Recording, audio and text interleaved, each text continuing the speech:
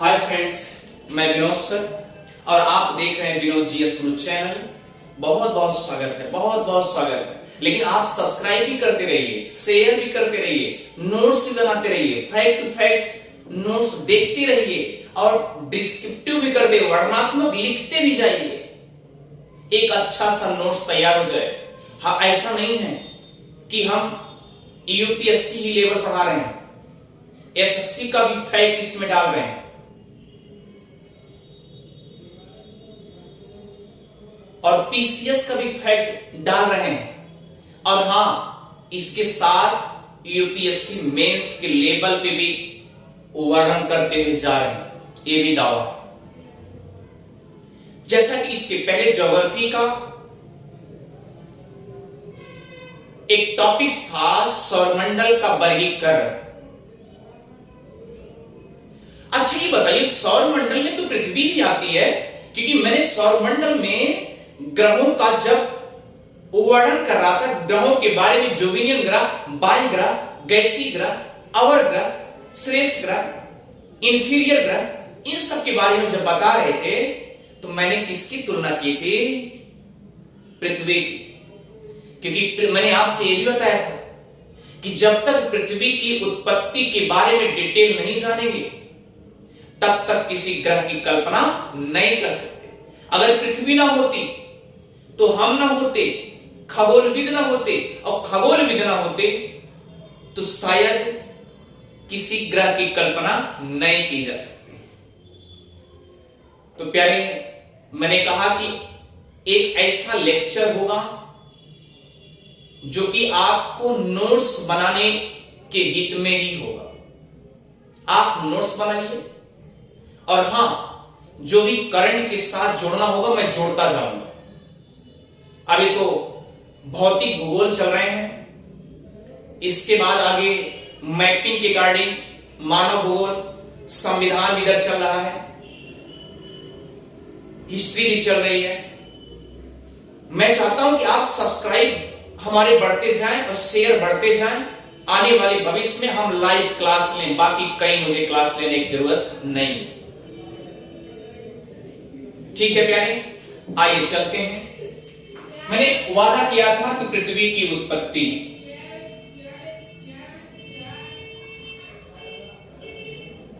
पृथ्वी की उत्पत्ति, origin of the earth, clear. लेकिन एक चीज आप सोचिए, ग्रहों में सौरमंडल में पृथ्वी भी एक ग्रह है, और उसी की कल्पना जब तक उसे ग्रह के रूप में हम सिद्ध नहीं करेंगे तब तक और किसी ग्रह के बारे में सिद्ध नहीं किया जा सकता।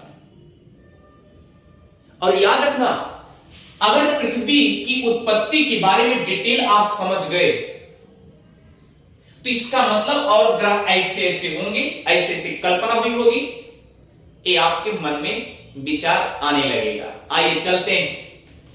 अब सवाल ये नहीं है, पृथ्वी की उत्पत्ति को लेकर के दो बातें याद रखिए। वह दो बातें कौन सी थी? एक धार्मिक परिकल्पना थी और एक वैज्ञानिक।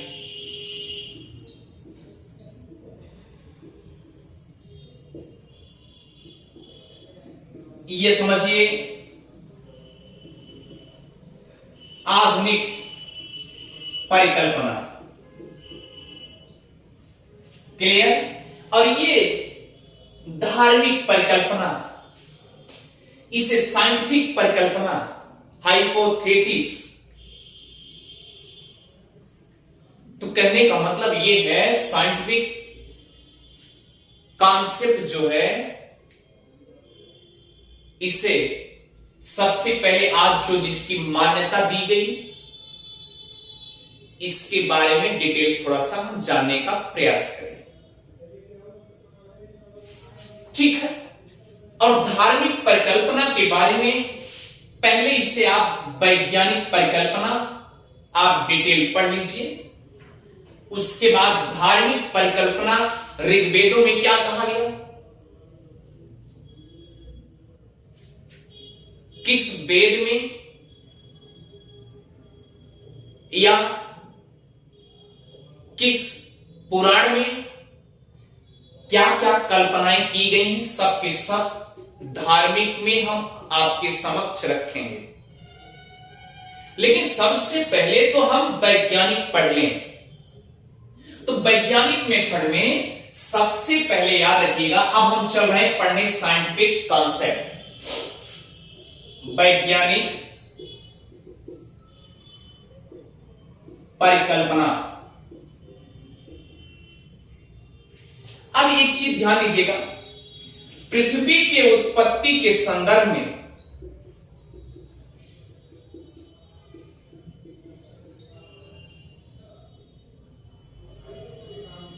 क्योंकि पृथ्वी ग्रह थी, सौरमंडल की ग्रह थी, सौरमंडल में एक सदस्य है ना बात, इसी से उपमा दी गई सबकी। तो पृथ्वी की उत्पत्ति के संदर्भ में इसे एक मेंबर अर्थात ग्रह के रूप में कल्पना की जाती है। और याद रखना, सबसे पहले एक भूगोलवेत्ता है, एक भूगोलवेत्ता है जिनका नाम है कास्ते द बफन, और ये रहने वाले थे फ्रांस के। कहां के रहने वाले थे? फ्रांस के। वैज्ञानिक परिकल्पना में पृथ्वी की उत्पत्ति के संदर्भ में इसको ग्रह मानते हुए सबसे पहले एक भूगोलवेत्ता कास्ते द बफन क्रमबद्ध रूप से इन्होंने परिकल्पना की। और याद रखना, इनकी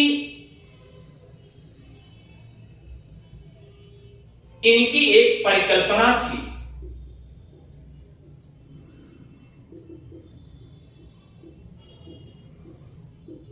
जो कि परिकल्पना का नाम था, एक परिकल्पना के इनके मन में भाई ख्याल आने लगा, कुछ न कुछ याद आने लगा। और याद क्या आ रहा था? देखिए, ना कास्ते बफन ने देखा है, ना मैंने देखा, ना तूने देखा, किसी ने नहीं देखा। पृथ्वी की उत्पत्ति, पृथ्वी ग्रह के रूप में जो जन्म लेती है, वह भी एक कल्पना ही मात्र रह जाती है। ऐसा हुआ होगा, ऐसा होगा, एक कंडीशनल भी रहे हैं। तो इनकी जो 1700 यानी 1745 में इन्होंने एक सिद्धांत दिया जिसका नाम था टकराव का सिद्धांत। क्लियर? इसके बाद इन्होंने क्रमबद्ध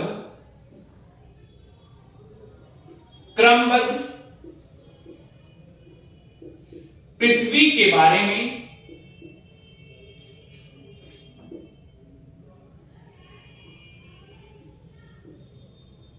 पुच्छल तारा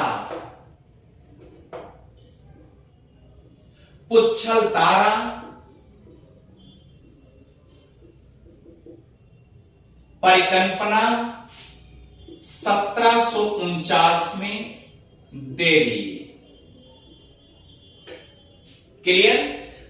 परिकल्पना थी जो कि परिकल्पना नाम था टकराव का सिद्धांत। अर्थात ये सोचिए आप कि पृथ्वी की उत्पत्ति, इनके मन में ख्याल आया, वैज्ञानिक संकल्पना के बारे में बता रहा हूं, कास्ते द बफन के बारे में, एक टकराव के सिद्धांत के बारे में बहुत सोच रहे थे कि कोई चीज टकराता है और टकराने के बाद एक दूसरे से विपरीत होता है। भाई कोई चीज टकराएगा टकरा करके इधर भी हो सकता है, इधर भी हो सकता है, और इधर भी हो सकता है, इधर भी हो सकता है, इस तरीके से हो सकता है। तो ये कास्ते दे बफन के मन में 1945 में, सॉरी 1745 में इनके मन में टकराव का सिद्धांत आया। अब यही चीज लागू कर दी पृथ्वी पर, और वह पृथ्वी पे उन्होंने बता दिया कि जो टकराव का सिद्धांत है वह पुच्छल तारा है। यानी कि एक गैसी गोला था, एक गैसी गोला था। अब गैसी जो गोला है, उन्होंने एक मान लिया, कल्पना कर लिया कि वह एक सूर्य के रूप में था,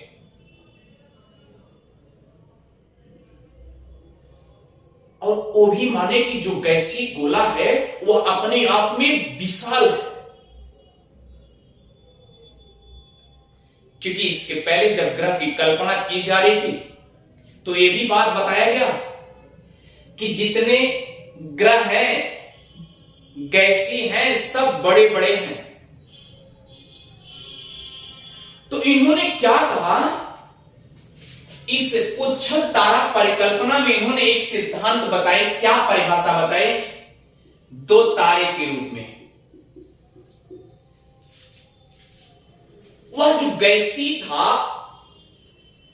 उसी को ये ठोस माने, और ठोस मानने के बाद बताए कि विशालकाय तारा है। उससे एक पुच्छल तारा आके टकरा जाता है, और जब टकराया, टकराने के बाद वह जो गोला था, जो ठोस गोला था, वह पिघल गया। और पिघल करके जब नीचे गिरा, वह एक क्या हो गया, ठंडा होने के बाद एक ग्रह के रूप में उत्पन्न हो गया। यही बात इन्होंने कह दिया। तो ये बात कह दिया गया कि दो तारे थे, एक सूर्य के रूप में, अग्नि की गोला के रूप में, विशालकाय गोले के रूप में, और एक पुच्छल तारे के रूप में ले लिया। पुच्छल तारे के रूप में ले लिए, और पुच्छल तारा में बता दिए कि पुच्छल तारा इससे जाके अग्नि के गोले से जाके टकराया, और जब टकराया तो भैया टकराने के बाद टूटेगा फूटेगा, कुछ ना कुछ तो होगा, स्वाभाविक सी बात। तो इन्होंने कहा जब टकराया इसमें से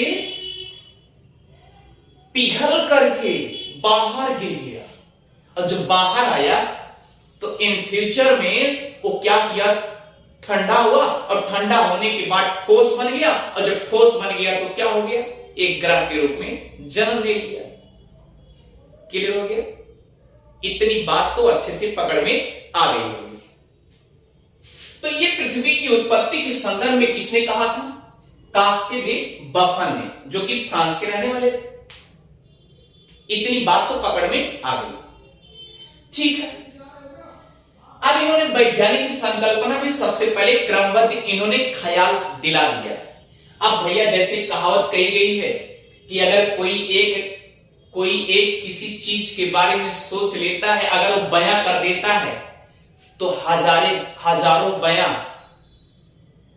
हजारों बहार आने लगते हैं, बयां के बहार आने लगते हैं। ये बात तो समझ में आ गया होगा।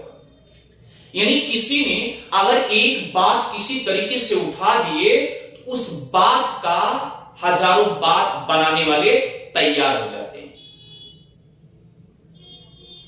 अच्छा ठीक है, इन्होंने सिद्धांत दे दिया कि पुच्छल तारा परिकल्पना दे दिए। अब आते हैं, याद रखना, इसकी आलोचना करने वाले भी कुछ लोग खड़े हो जाते हैं, क्योंकि भैया अगर हम सिद्धांत बता दिए कि आप ऐसे से जाओ तो दो चार लोग बता देंगे ना ना इस इधर से जाओ, इधर जाओ, सटीक पड़ेगा।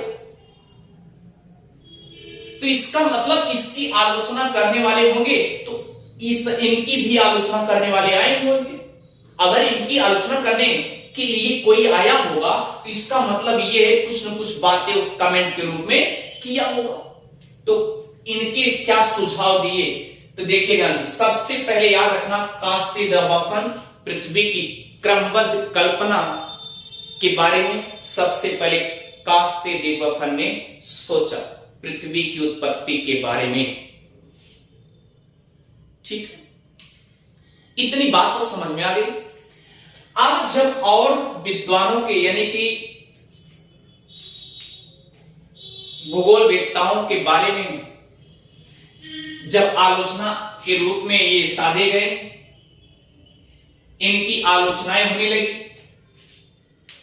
ये भी बताया गया कि जो सूर्य का जो कक्ष है, ध्यान दीजिएगा, सूर्य का जो कक्ष है उसके नजदीक कोई तारा का कक्ष है ये नहीं। कमेंट में आ गया। अच्छी बताइए, अगर उसके नजदीक में तारा है ये नहीं, उसका कक्ष में ही नहीं है, तो कैसे टकरा जाएगा, ये बता दिया गया। पहला सुझाव दे दिया गया, इनकी आलोचना होने शुरू हो गई। दूसरी आलोचना क्या थी? दूसरी आलोचना ये थी, ध्यान दीजिएगा, दूसरी आलोचना थी कि पुच्छन तारा इतना छोटा होता है और बड़े ग्रह से टकराएगा, वो भी बड़ा ग्रह कैसे टूट जाएगा, कैसे पिघल जाएगा, ये दूसरा कमेंट था। और इसीलिए याद रखना, अब क्या होता है, अब जन्म लेता है, दो सिद्धांत जन्म लेगा। कौन कौन?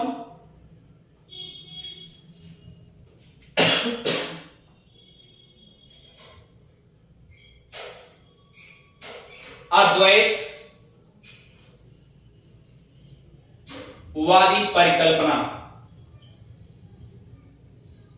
अद्वैत वादी परिकल्पना और द्वैतवादी परिकल्पना, ये दो जन्म ले लेते हैं। जब इन्होंने सिद्धांत दे दिया और जब जन्म ले लिए अद्वैतवादी परिकल्पना, अद्वैत मतलब द्वैत माने क्या होता है, यानी कि दुई सत्ता होगी, दुई सत्ता यानी कि दुई बात मानी जाएगी, दुई पदार्थ होगा, या दोनों पॉजिटिव होंगे या दोनों निगेटिव होंगे, या एक पॉजिटिव होगा एक निगेटिव होगा। इसका मतलब द्वैत में दो सत्ताओं की प्रधानता होगी और अद्वैत में केवल एक ही सत्ता की प्रधानता होगी। याद रखना प्यारे, तो ये साइंटिफिक में अद्वैतवादी परिकल्पना और द्वैतवादी परिकल्पना, तो सबसे पहले हम आपको पढ़ाएंगे अद्वैतवादी परिकल्पना। कास्ते दे बफन जब इन्होंने दे दिए तो अद्वैतवादी परिकल्पना आगे चल करके जन्म ले लेती है, और जब आगे जन्म ले लेती है भैया, तो इस चीज को याद रखना, इनकी आलोचना तो हो चुकी, इसका मतलब इनके बाद पृथ्वी के उत्पत्ति के बाद इन्होंने पृथ्वी की उत्पत्ति करा दी, उसके बाद आलोचना भी हो गई। अब आलोचना होने के बाद तो ये समझदार हैं, अब हजारों लोग इसके ऊपर उत्पत्ति के बारे में बताने आएंगे। क्लियर? जैसा कि सबसे पहले आ जाते हैं इमैनुअल कांट। इमैनुअल कांट जो है ये जर्मन के रहने वाले 1755 में, ये भी वायव्य राष्ट्र परिकल्पना दे देते हैं। ठीक है प्यारे, हम चाहते हैं इतना आप फैक्ट टू फैक्ट आप ऐसे पढ़ते रहिए। कल की जो आपकी क्लास होगी इमैनुअल कांट की होगी, अद्वैतवादी से रिलेटेड पहले आप पढ़ लीजिए, उसके बाद द्वैतवादी, क्योंकि एग्जाम में मेंस में लिखने के लिए वेरी वेरी इंपॉर्टेंट है ये क्वेश्चन। ठीक है प्यारे, अगर आपको समझ में आ रहा है तो आप सब्सक्राइब करना और शेयर करना कभी ना भूलें। Thank you.